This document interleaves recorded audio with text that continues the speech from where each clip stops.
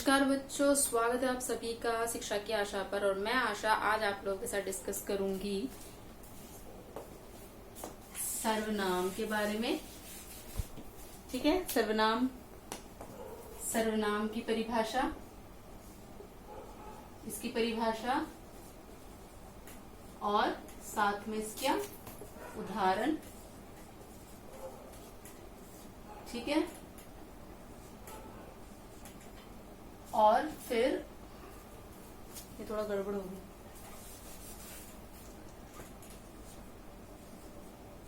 जल्दी जल्दी में लिखती हूँ तो ऐसे होता है, तो हमेशा कोई भी काम जो है वो जल्दीबाजी में नहीं करनी चाहिए। उतना भी जल्दी नहीं और उतना भी धीरे नहीं, नॉर्मल। तो आज हम जानेंगे सर्वनाम की परिभाषा और उदाहरण, साथ में सर्वनाम के जो हमारे 6 भेद हैं, जो 6 भेद हैं इनके भी क्या जानेंगे हम, परिभाषा और साथ में उदाहरण। इस एक ही वीडियो में आपको सर्वनाम की भी परिभाषा बताऊंगी और सर्वनाम के जो 6 भेद हैं इनकी भी परिभाषा और उदाहरण बताऊंगी, ताकि आप लोगों को एक ही वीडियो में सारा का सारा मटेरियल जो है, सारा का सारा जो सर्वनाम के बारे में है वो आपको इजी तरीके से मिल जाए और आपको इधर उधर जाने की जरूरत ना पड़े। इससे पहले भी मैंने बहुत सारे वीडियो अलग बनाए हैं स्पेसिफिक रूप पे, तो अगर आप चाहो तो वहां से भी देख सकते हो। तो चलिए अब वीडियो शुरू करते हैं। सर्वनाम का जो भेद है, सर्वनाम की परिभाषा और उदाहरण आपके सामने ये रहे। वह शब्द जिनका प्रयोग संज्ञा के स्थान पर किया जाता है उन्हें सर्वनाम कहते हैं। उदाहरण मैं, तुम, वह, उसका आदि।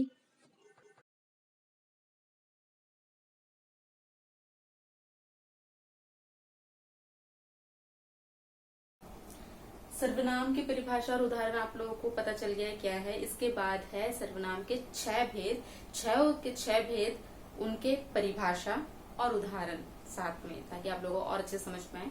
आपके सामने ये रहे। पहला पुरुषवाचक सर्वनाम। जो सर्वनाम शब्द वक्ता, बोलने वाला, श्रोता, सुनने वाला तथा किसी अन्य व्यक्ति के लिए प्रयोग होता है उसे पुरुषवाचक सर्वनाम कहते हैं। उदाहरण मैं, तुम, हम, इसके, उसके आदि। दूसरा निश्चयवाचक सर्वनाम।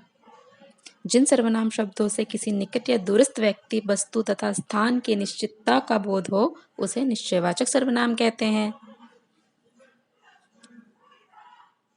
उदाहरण यह, वह, ये, वे, इस, उस आदि।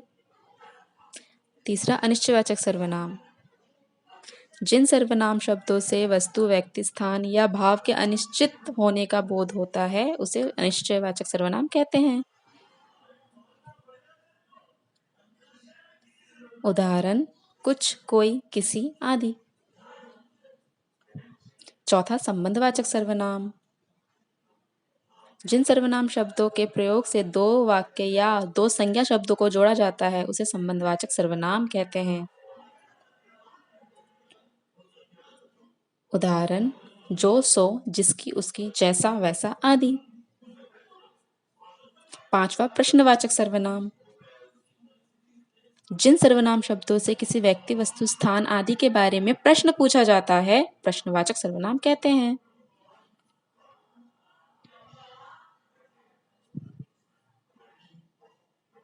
उदाहरण क्या, कौन, कहाँ आदि। छठा निजवाचक सर्वनाम। जो सर्वनाम शब्द तीनों पुरुष, उत्तम, मध्यम तथा अन्य में निजत्व यानी स्वयं का बोध कराता है उसे निजवाचक सर्वनाम कहते हैं।